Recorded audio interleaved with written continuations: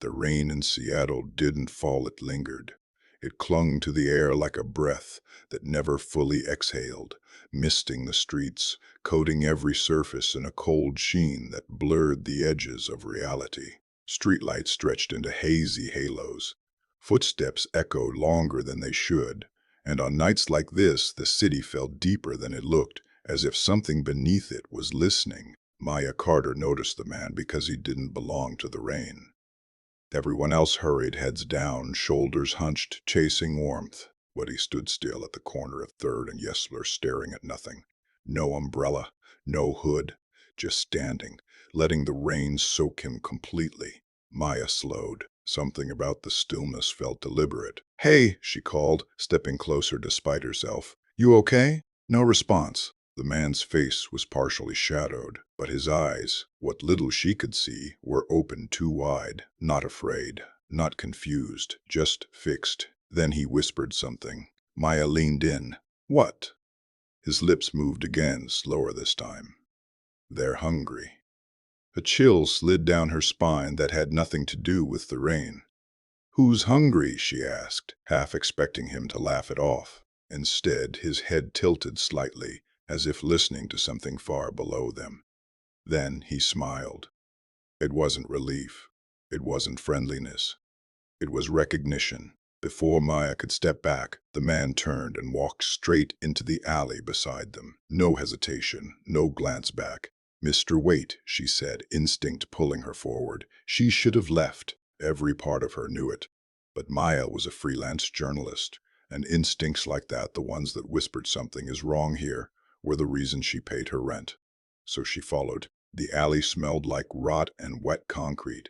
Water dripped from fire escapes above, forming irregular rhythms that echoed between the walls. A flickering light buzzed somewhere deeper in, casting intermittent flashes that made everything look like it was moving when it wasn't. The man was already halfway down. "Hey!" Maya called. "You can't just—" He stopped. Slowly, he turned his head. Not his body, just enough for her to see the edge of his profile. "You heard them too," he said. Maya frowned. "Heard who?" "The ones below."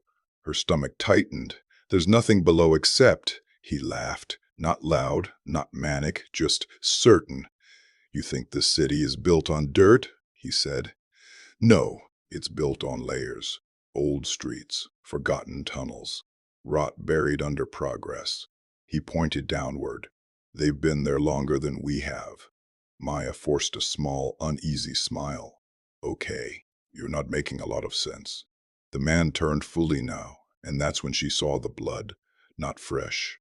Dark. Dried into the seams of his fingernails. Smeared faintly along his cuffs. Her voice caught slightly. "Are you hurt?"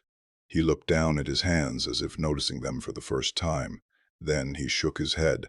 "No," he said, "not me." A metallic clang echoed somewhere deeper in the alley. Both of them froze. Maya's heart began to pound. "Did you hear that?" she whispered. The man's smile returned wider this time. "They're moving tonight." Something scraped against concrete below them, not in the alley, under it. Maya stepped back. "Okay, I'm calling someone," she said, reaching for her phone. The man lunged forward, not fast, but sudden enough to make her flinch. "Don't," he said. Up close, his eyes looked wrong, not just wide, hollow, like something behind them had been carved out. "They don't like noise," he added softly. Maya's pulse hammered in her ears. "Who doesn't?" He leaned closer, lowering his voice to a near whisper. "The one who eats." 2 nights later, the police found the alley empty. No man, no blood, no sign anyone had been there at all. Maya stood behind the caution tape, arms crossed tightly against the cold. Detective Aaron Vance watched her carefully. "You're saying he just vanished," Vance said. "Yes. And you followed him into the alley?" "Yes. And then you left." Maya hesitated. "I heard something." Vance raised an eyebrow. "What kind of something?" She looked past him, toward the storm drain at the edge of the alley. "Like something dragging," she said. "Underneath." Vance sighed lightly, the kind of sigh that said he'd already decided what this was. "Look," he said, We get a lot of calls like this, especially in this area. People say things when they're scared, or when they think they saw something they didn't. I know what I heard, Maya said firmly. Vance studied her for a moment. Then he nodded toward the alley. You mind if I take a look at where you were standing? The storm drain was partially clogged with leaves. Water pooled around it, swirling slowly as it disappeared into the darkness below. Maya pointed. There. Vance crouched, shining his flashlight through the grate. Just a drainage line, he said. Leads into the main runoff system. The beam of light cut through the narrow gaps. For a moment, everything looked normal. Then something moved. Fast. Just beyond the reach of the light. Vance jerked the flashlight slightly. Did you see that? Maya's breath caught. You saw it too? He didn't answer. Instead, he leaned closer, angling the light deeper into the drain. The movement was gone. Only darkness remained. Still, something about the space felt occupied, like it was watching them back. Vance stood slowly. Probably a rat, he said, but his voice lacked conviction. Maya stared at the drain. The man said something, she murmured.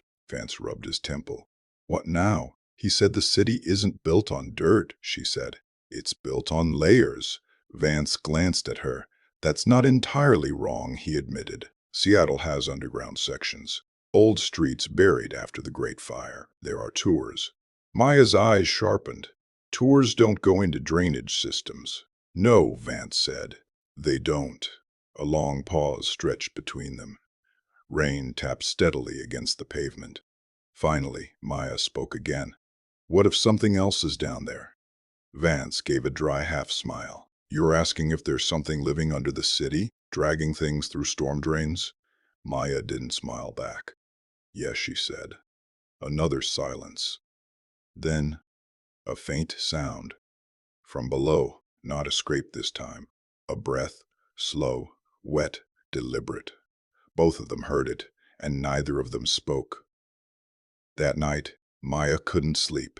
Every time she closed her eyes, she saw the man's expression. Not fear, not madness. Recognition, as if he had already accepted something she was only beginning to understand. At 2:17 a.m., she gave up trying. Instead, she opened her laptop. If Seattle had layers, she'd find them. Old city maps filled her screen, streets that no longer existed, buildings buried beneath newer ones, tunnels connecting places that had long been forgotten. The deeper she dug, the stranger it became. Entire sections of the city had been sealed off. Not demolished. Sealed. No records of what had been inside. No explanations. Just closed. Maya leaned closer to the screen. One location stood out, directly beneath the district where the alley was, marked only once in a faded planning document from decades ago. Sub-level access restricted. No further details. Her pulse quickened. Restricted meant something had been found, or something had been kept. She grabbed her jacket. If there was an entrance, she'd find it. The rain hadn't stopped. It never really did. By the time Maya reached the alley again, the streets were nearly empty. The caution tape was gone. No signs of investigation. Just the same flickering light, the same storm drain, and the same feeling that she wasn't alone. She crouched near the grate, peering down. Darkness stared back. Hello, she called softly. No response. She exhaled slowly. This is stupid, she muttered. Then a whisper, faint from below. Not words, just sound. Maya froze. Her hand trembled slightly as she reached toward the edge of the grate. The metal was cold, slippery with rain. For a moment she hesitated. Then she pulled. The grate shifted with a low grinding sound, and the darkness beneath it opened wider. The smell hit her first. Rot. Old, thick, suffocating, like something that had been decaying for a very long time. Maya covered her mouth instinctively. But she didn't stop. She couldn't, because now she could hear it clearly. Movement. Something crawling. Not fast, not frantic, slow, deliberate, coming closer. From the depths below, the sound didn't rush toward her. It approached with patience. That was what made Maya's fingers tighten against the edge of the open grate. Whatever was down there wasn't startled. It wasn't reacting. It already knew she was there. The crawling grew clearer wet against concrete, uneven, like something dragging more than it carried. Maya forced herself to stay still. Her mind screamed at her to close the grate, to walk away, to pretend none of this existed. But the journalist in her, the part that had followed strangers into dark alleys and chased stories others ignored, held her in place. "Hello?" she tried again, her voice thinner now. The sound stopped instantly. Silence flooded the space below. Too complete, too sudden. Maya swallowed. "I'm not here to." A hand shot up from the darkness. She screamed and stumbled back, slipping on the wet pavement as something pale and slick gripped the edge of the opening. For a split second, the hand just stayed there, fingers long, joints slightly wrong, nails dark and cracked. Then another hand followed, and slowly, something began to pull itself upward. Maya scrambled to her feet, heart slamming violently in her chest. No, no. A face emerged, not the man from before. This one was thinner, skin stretched tight against bone, eyes sunken deep, reflecting almost no light at all. But it was still human. At least, it had been. "Please," it rasped. Maya froze. The voice was broken, raw, like it hadn't been used in a long time. "Help me." Everything in her body locked between fear and instinct. "Are you hurt?" she asked, barely recognizing her own voice. The figure twitched slightly, as if the question confused it. Then it nodded. Slowly. "Yes." Maya stepped closer despite herself. "What happened to you?" The figure's lips parted. For a moment, it looked like it might cry. Then its expression changed, not gradually, instantly. The softness vanished, replaced by something sharp, hungry. "You came down," it whispered. Maya's stomach dropped. "What? You heard us," it said, head tilting unnaturally. "That means you're already part of it." "I didn't come down," she said quickly. "I'm not." The creature smiled, and that's when she saw the teeth. Not just broken or dirty, worn, as if they had been used far too much against things they shouldn't have been. "You will," it said. A second movement stirred behind it, deeper in the tunnel. Another shape, then another. Maya didn't wait. She slammed the grate down with a metallic crash and staggered backward, nearly slipping again before turning and running out of the alley. Detective Vance didn't look surprised when she called him. He looked tired. "You opened it," he said quietly over the phone. Maya paced her apartment, soaked jacket dripping onto the floor. "There's something down there," she said. "Not just something people, or what used to be people." Vance didn't respond immediately. "You should have left it alone," he said finally. Maya stopped pacing. "You knew." It wasn't a question. A long silence followed. Then, "I know enough," Vance said. "That's not good enough," Maya snapped. "There are people down there." "Not people," he cut in. The firmness in his voice made her pause. "Then what?" she demanded. Another pause. Longer this time. "Meet me," Vance said. Same place. 30 minutes. When Maya returned, the rain had eased into a fine mist. Vance stood near the alley entrance, hands in his coat pockets, staring at the ground like he was trying to decide something. "You saw them," he said, without looking up. "Yes." "How many?" "At least 3, maybe more." Vance nodded slowly. "That's more than last time." Maya's chest tightened. "Last time." He finally looked at her. "There have been disappearances," he said. "Not enough to make headlines. People who slipped through the cracks. Homeless runaways, addicts." Maya's jaw clenched. "And you think they just, what? Crawl into drains?" "No," Vance said. "I think something takes them." The words hung in the damp air. Maya shook her head. "That thing, I saw it, was human." "It was," Vance said, "once." A cold weight settled in her stomach. What happens to them? Vance glanced toward the storm drain. They survive, he said. That's not an answer. It's the only one I've got. Maya stepped closer to him. You've seen this before, haven't you? Vance didn't deny it. 2 years ago, he said. Same kind of report. Sounds under the street. A missing person. We checked the tunnels. And we found one, he said. Maya's breath hitched. Alive? Vance's expression didn't change for a moment. A silence stretched between them. What killed them, she asked. Vance met her eyes. They were already being eaten. The alley felt tighter now, like it was closing in around them. Maya stared at the grate again, her pulse quickening. We need to go down there, she said. Vance shook his head immediately. No, you just said people are being taken. And I also said they don't come back, he snapped. Maya didn't back down. Then we stop whatever's doing it. Vance let out a short, humorless breath. You think this is something you stop? I think ignoring it hasn't worked. That landed. Vance looked away, jaw tightening. Rain tapped softly against metal and concrete. Then, a faint sound from below. Both of them froze, not crawling this time, not dragging, breathing, multiple, slow, layered, like several chests rising and falling in the dark.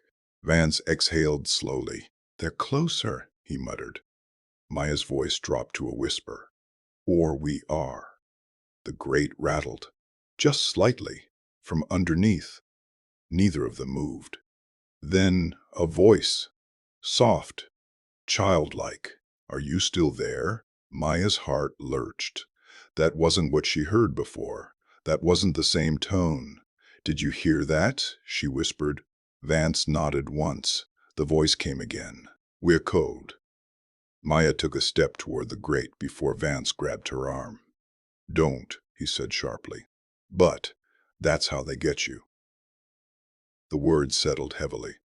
Maya looked at him. You don't know that. I do, he said. His grip tightened slightly. Because last time it sounded like someone I knew. Maya's breath caught. The voice below shifted again. Now softer, closer. Please. The grate trembled. A thin, pale finger slipped briefly through one of the gaps, then disappeared. Silence followed. Heavy. Waiting. Maya slowly pulled her arm free from Vance's grip. Her eyes stayed fixed on the drain. They're not just surviving, she said quietly. Vance didn't respond. They're changing, she added. Another long pause. Then Vance spoke, almost to himself. Or something down there is changing them. Maya's voice dropped even lower. And it's still hungry. From beneath them, a sudden violent slam hit the underside of the grate. Both of them jumped back as a guttural, inhuman sound tore up through the opening. Not a voice, not words. Something deeper. Something that didn't try to sound human at all. The metal bent slightly upward, just enough to show movement. Large, shifting, pressing closer. Vance grabbed Maya's arm again, pulling her back. This isn't just them, he said. Maya's throat went dry. Then what is it? The sound came again, closer now, heavier, and beneath it, a wet, tearing noise, followed by silence, complete, final. Vance stared at the grate, his face pale. They're not at the top of the food chain down there, he said. Maya didn't blink. Something else is. The rain continued to fall, soft, endless, as the city above carried on, unaware, while something beneath it fed.